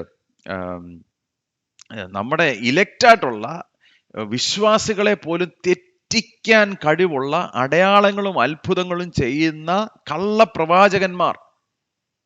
ഇന്നത്തെ കാലത്ത് സഭ സൂക്ഷിക്കേണ്ടത്, ഏറ്റവും വലുതായി സൂക്ഷിക്കേണ്ടത്, ഉപദേശത്തെ തെറ്റിച്ച് കളയുന്ന കള്ളപ്രവാചകന്മാർ. സൂക്ഷിക്കണം. You have to be careful. ഒരിക്കലും മറക്കരുത്. ഭയങ്കര ഒരു ഇഷ്യൂ ആണ്. എന്നിട്ട് കർത്താവ് തന്നെ പറയാ, അവൻ അവിടെ ഉണ്ട്, അവൻ ഇവിടെ ഉണ്ടെന്നൊക്കെ ആളുകൾ പറയുമ്പോൾ നിങ്ങൾ അതിനെക്കുറിച്ച് ഓർത്ത് അങ്ങോട്ടും ഇങ്ങോട്ടും പോകരുത്. മരുഭൂമിയിലോ അവിടോ ഇവിടെ ഒന്നും പോകരുത്. കാരണം എന്നാ? മിന്നൽ കിഴക്ക് നിന്ന് പുറപ്പെട്ട് പടിഞ്ഞാറോളം വിളങ്ങും പോലെ മനുഷ്യപുത്രന്റെ വരവുണ്ടാകും. അപ്പം മനുഷ്യപുത്രൻ വരുമ്പോൾ ആരും അവൻ അവിടെ ഉണ്ട്, അവൻ ഇവിടെ ഉണ്ടെന്ന് പറയേണ്ട കാര്യമില്ല. സകല കാണും, സകലവും അറിഞ്ഞിരിക്കും. പറഞ്ഞ മനസ്സിലായോ? കർത്താവ് അവസാനം മേഘാരൂഢനായി വരുമ്പോൾ അവൻ അവിടെ ഉണ്ട്, അവൻ ഇവിടെ ഉണ്ട്, ഇവിടെ പോന്നാരും പറഞ്ഞ് നിങ്ങളെ തെറ്റിക്കേണ്ട കാര്യം വരത്തില്ല. കാരണം സകല കണ്ണും അവനെ കുത്തിത്തുളച്ചവർ പോലും കണ്ടിരിക്കും. അന്ന് നോ കൺഫ്യൂഷൻ, അന്ന് no problem. Everybody will know when Jesus will return. Okay, ആയിക്കോട്ടെ. പിന്നെന്താ പറയുന്നത്? 29 മുതൽ 31 വരെ ആ കാലത്തിലെ കഷ്ടം കഴിഞ്ഞ ഉടനെ സൂര്യൻ ഇരുണ്ടു പോകും, ചന്ദ്രൻ പ്രകാശം കൊടുക്കാതിരിക്കും, നക്ഷത്രങ്ങൾ ആകാശത്ത് നിന്ന് വീഴും, ആകാശത്തിലെ ശക്തികൾ ഇളകിപ്പോകും. അപ്പോൾ ഞാൻ ചോദിക്കട്ടെ, AD 70 ഇത് നടന്നോ? ഇത് നടന്നില്ല. അപ്പോൾ ഇത് മുഴുവനായി AD 70 പ്രതിനിധീകരിക്കുന്നു എന്ന് പറയുന്നത് ചില പ്രയാസമാ. Though it is a shadow, അതൊരു നിഴലായിരുന്നു. അപ്പോൾ മനുഷ്യപുത്രന്റെ അടയാളം ആകാശത്ത് നിന്ന് വിളങ്ങും. അന്ന് ഭൂമിയിലെ സകല ഗോത്രങ്ങളും പ്രലാപിച്ചും കൊണ്ട് മനുഷ്യപുത്രൻ ആകാശത്തിലെ മേഘങ്ങളിന്മേൽ മഹാശക്തിയോടും തേജസ്സോടും കൂടെ വരുന്നത് കാണും. അവൻ തന്റെ ദൂതന്മാരെ മഹാകാഹളധ്വനിയോടും കൂടെ അയക്കും. അവർ അവന്റെ വൃതന്മാരെ ആകാശത്തിന്റെ അറുതി മുതൽ അറുതി വരെയും 4 ദിക്കുകളിൽ നിന്നും കൂട്ടി ചേർക്കും. അപ്പോൾ എന്താണ് മനുഷ്യപുത്രൻ അവസാനം വരുമ്പോൾ? ഈ പറഞ്ഞ മഹാ ഉപദ്രവം കഴിഞ്ഞു കഴിയുമ്പോൾ കോസ്മിക് ഡിസ്റ്റർബൻസസ്, ആകാശ നക്ഷത്രങ്ങളും ഇടറി വീഴും. ഞാൻ വെളിപ്പാട് പഠിപ്പിക്കുമ്പോൾ പറയുന്ന ഒരു കാര്യമുണ്ട്, പുതിയ ആകാശവും പുതിയ ഭൂമിയുടെയും കാര്യം. അവിടെ സകലത്തിനെയും അവന്റെ വാക്കിനാൽ അവൻ പിടിച്ചു നിർത്തിക്കൊണ്ടിരിക്കുമ്പോൾ അവസാനം യേശു കർത്താവ് ഒരു പെർമിഷൻ കൊടുക്കുമ്പോൾ സകലതും താഴേക്ക് പോകുന്നു. അവിടെ എന്താ സംഭവിക്കുന്നത്? അവൻ മേഘാരൂഢനായി, സകല കണ്ണും അവനെ കാണും. അവൻ മഹത്വത്തോടുകൂടെ അവൻ ഇറങ്ങി വരും, എല്ലാവരും അവനെ കാണും. അങ്ങനെ ആയിരിക്കും ഇതിന്റെ the end of the end. എന്നാൽ ദ നേഷൻസ് വിൽ മോൺ, കാരണം എന്നാ? ന്യായവിധിയോടുകൂടെയാണ് അവൻ വരാൻ പോകുന്നത്. അവനൊരു വെള്ളക്കുതിരയുടെ മേൽ, he's going to come with judgement. അന്ന് കാഹളം ധ്വനിക്കും, അവൻ തന്റെ വൃതന്മാരെ ചേർത്ത് കൊള്ളും. അതുകൊണ്ട് പ്രിയമുള്ളവർ, ഇതാണ് അതിന്റെ അവസാനം. The end of the end will be Jesus coming back in his glory. യേശു കർത്താവിൽ വിശ്വസിക്കാത്ത രാജ്യങ്ങൾ എത്ര വലിയ പുള്ളിയാണെങ്കിലും അന്ന് രാജാതി രാജാവിന്റെ മുമ്പിൽ മുട്ടുമടക്കുമ്പോൾ അവൻ ന്യായവിധിയുടെ മുമ്പിൽ ഇവരൊക്കെ കരയും. നമ്മളെല്ലാം ഉള്ളിന്റെ ഉള്ളിൽ എന്താ കുതിക്കുന്നത്? നമ്മുടെ യുവാക്കൾ ജന്തർ മന്ദറിൽ പ്രൊട്ടസ്റ്റ് ചെയ്യുമ്പോൾ ഉള്ളിൽ അവർക്കറിയത്തില്ല, അവരുടെ ഉള്ളിന്റെ ഉള്ളിൽ അവരെന്തിനു വേണ്ടിയാ കൊതിക്കുന്നത്? നീതിയും ന്യായവും അഴിമതിയും ഇല്ലാത്ത ഒരു രാജ്യം, അതിനുവേണ്ടി കൊതിക്കുന്നു. നമ്മളെല്ലാം അതിനുവേണ്ടിയാ കൊതിക്കുന്നത്. പ്രിയമുള്ളവരെ, നാം ഈ ലോകത്തിലായിരിക്കുമ്പോൾ ഏത് ഗവൺമെന്റ് വന്നാലും ഒന്നിനെക്കാട്ടിൽ മെച്ചമായിരിക്കാം, ഇല്ലെന്ന് ഞാൻ പറയത്തില്ല. നമ്മൾ അധർമ്മത്തിനെതിരെ പോരാടണം, തീർച്ചയായിട്ടും പോരാടണം. പക്ഷെങ്കിൽ ഞാൻ ഒരു കാര്യം പറയാം, അനീതിക്കെതിരെ നാം നിൽക്കണം. വിശ്വാസികളായ നാം അനീതിക്ക് എതിരെ നിൽക്കണം. എന്നാൽ ഒരു കാര്യം ഞാൻ പറയാം, യേശു കർത്താവ് തന്റെ രാജ്യത്വം സ്ഥാപിക്കുന്നത് വരെ മനുഷ്യന്റെ ഹൃദയത്തിൽ ഒരിക്കലും നീതിയുള്ളൊരു ഭരണകൂടം നമുക്ക് വേണ്ടി നിലകൊള്ളുന്നു ഒരിക്കലും പറയാൻ സാധിക്കത്തില്ല. അതുകൊണ്ടാണ് നമ്മുടെ ഒക്കെ ഉള്ളിന്റെ ഉള്ളിൽ ഒരു ആഗ്രഹം, എല്ലാ രാജ്യത്തിൽ താമസിക്കുന്നവർ, ഏത് രാജ്യവും ആയിക്കോട്ടെ, we are looking for that perfect government, ഇല്ലേ? And the government will be upon his shoulders. അത് അവന്റെ തോളിന്മേലായിരിക്കും. അന്ന് അവൻ രാജ്യത്വം സ്ഥാപിക്കുമ്പോൾ പ്രിയമുള്ളവരെ, we will have the perfect king with the perfect kingdom, അല്ലേ? വളരെ പൂർണ്ണനായ രാജാവ് തന്റെ രാജ്യത്വം സ്ഥാപിക്കുമ്പോൾ അന്ന് നാം അവനോടുകൂടെ വാഴുമ്പോൾ ദേ വിൽ ബി ആബ്സല്യൂട്ട്. അന്ന് പ്രൊട്ടസ്റ്റിന്റെ ഒന്നും ആവശ്യം വരത്തില്ല. അറിയാം, എന്നാലും ചെയ്തത് ശരിയായില്ല പറയേണ്ട ആവശ്യം വരത്തില്ല. സകലതും അവൻ നന്നായി ചെയ്യും, ഇല്ലേ? അതിനുവേണ്ടിയാണ് നാം എല്ലാം കൊതിക്കുന്നത്. എന്നാൽ അവസാനം ഒരു വാക്യം പറയുന്നുണ്ട്, അതാണ് ഒരുപാട് പേർക്ക് കൺഫ്യൂഷൻ ഉണ്ടാക്കിയിരിക്കുന്ന ഒരു വാക്യം. മത്തായിയുടെ സുവിശേഷം 24:32 മുതൽ 35 വരെയുള്ള വാക്യങ്ങൾ. അത്തിയെ നോക്കി ഒരു ഉപമ പഠിപ്പീൻ, അതിന്റെ കൊമ്പുകൾ ഇളതായി ഇല തളിർക്കുമ്പോൾ വേനൽ അടുത്തു എന്ന് നിങ്ങൾ അറിയുന്നുണ്ടോ? അങ്ങനെ നിങ്ങൾ ഇതൊക്കെയും കാണുമ്പോൾ അവൻ അടുക്കെ വാതിൽക്കൽ തന്നെ ആയിരിക്കുന്നു എന്ന് അറിഞ്ഞുകൊള്ളുവീൻ. ഇതൊക്കെയും സംഭവിക്കുവോളം ഈ തലമുറ ഒഴിഞ്ഞു പോകുകയില്ല എന്ന് ഞാൻ സത്യമായിട്ട് നിങ്ങളോട് പറയുന്നു. ആകാശവും ഭൂമിയും ഒഴിഞ്ഞു പോകും, എൻ്റെ വചനങ്ങളോ ഒഴിഞ്ഞ് പോകുകയില്ല. അപ്പൊ ഇവിടെ അത്തി തളിർക്കുന്നു, ഈ തലമുറ എന്താ പറയുന്നത്? അങ്ങനെ നിങ്ങൾ ഇതൊക്കെയും കാണുമ്പോൾ അവൻ്റെ അടുക്ക് ഇതൊക്കെയും സംഭവിക്കുവോളം ഈ തലമുറ ഒഴിഞ്ഞു പോകുകയില്ല. അപ്പോൾ ഇത് ഏത് തലമുറയാണ്? നമ്മുടെ തലമുറയാണോ? യേശു കർത്താവിന്റെ കാലത്തുള്ള തലമുറയാണോ? അങ്ങനെയാണ് പലപ്പോഴും യേശു കർത്താവിന്റെ വരവിനെ ഡേറ്റ് ചെയ്യാൻ ശ്രമിക്കുന്നത്. എങ്ങനെ? ഈ തലമുറ ഒഴിഞ്ഞു പോകുന്നതിന് മുമ്പ് കർത്താവ് വരും. അത് ഏത് തലമുറയാ? അപ്പൊ ഞാൻ അതിനെ പല സ്കൂൾസ് ഓഫ് തോട്ട് പറയാം. പല സ്കൂൾസ് ഓഫ് തോട്ട്. പ്രിറ്റേറിസ്റ്റ് വ്യൂ, അതായത് യേശു കർത്താവിന്റെ കാലഘട്ടത്തിൽ തന്നെ ഇത് സംഭവിച്ചു എന്ന് വിശ്വസിക്കുന്നവർ, അവരെന്താ പറയുന്നത്? AD 70 ഇത് നിവൃത്തിയായില്ലയോ? ശരിയാണ്. ഈ പറഞ്ഞ പല പ്രവചനങ്ങളും AD 70 നടന്നു. ആലയം നശിച്ചു, ഉം, ശൂന്യമാക്കുന്ന മ്ലേച്ഛത നടന്നു, ഉപദ്രവം ഉണ്ടായി, ആളുകൾ ചിതറിപ്പോയി, ഒക്കെ ശരിയല്ലേ? ശരിയാണ്. അപ്പോൾ യേശുക്രിസ്തുവിന്റെ തലമുറ കഴിയുന്നതിന് മുമ്പ് ആലയം അവര് നശിപ്പിച്ചു കളഞ്ഞു. അപ്പൊ അത് പ്രിറ്റേറിസ്റ്റ് വ്യൂ. എന്നാൽ ഫ്യൂച്ചറിസ്റ്റ് ആയിട്ട് നോക്കുന്നവരെന്താ പറയുന്നത്? അത് ശരിയാണെങ്കിലും ഇതിന്റെ ഒരു ഭാഗം ഇനി നിവർത്തി വരാനുണ്ട്. എന്താണ് നിവർത്തി വരാൻ? ഒരിക്കലും ആരും കണ്ടിട്ടില്ലാത്ത ഉപദ്രവം അതിനി വരാൻ കിടക്കുന്നതേ ഉള്ളൂ. അപ്പോൾ അതെങ്ങനെ? അപ്പൊ അവരെ വെച്ച് നോക്കുമ്പോൾ ഏത് തലമുറയുടെ കാര്യമാണ്? അന്ത്യകാലത്ത് ഈ പറഞ്ഞ അടയാളങ്ങളൊക്കെ കാണാൻ പോകുന്ന തലമുറ. ഈ തലമുറ ഒഴിഞ്ഞു പോകുന്നതിന് മുമ്പ് അവസാനം വരും. അത് ഏത് തലമുറയാണ്? ഈ പറഞ്ഞ ഫേസ് 3 അടയാളങ്ങൾ കാണുന്ന തലമുറ. കാരണം പെട്ടെന്നായിരിക്കും ആ കാര്യങ്ങൾ നടക്കുന്നത്. ഇസ്രായേൽ വ്യൂ ഉണ്ട്. അതെന്താ? ഇതെല്ലാം യഹൂദന്മാരെ കുറിച്ചുള്ളതാണ്. അപ്പൊ യഹൂദരെ കുറിച്ച് പറയുന്നു. മോറൽ വ്യൂ ഉണ്ട്. അതായത് അവിശ്വസിക്കുന്ന ഒരു തലമുറ. എന്താണ്? അവരുടെ അധർമ്മത്തിൽ പെരുകി മുന്നോട്ട് പോകുമ്പോൾ അത് കഴിയുമ്പോൾ ഉള്ള ഒരു തലമുറ. പിന്നെ ഒരു കൂട്ടരുണ്ട് ഡുവൽ ഫുൾഫിൽമെന്റ്. എന്താണ് അത്?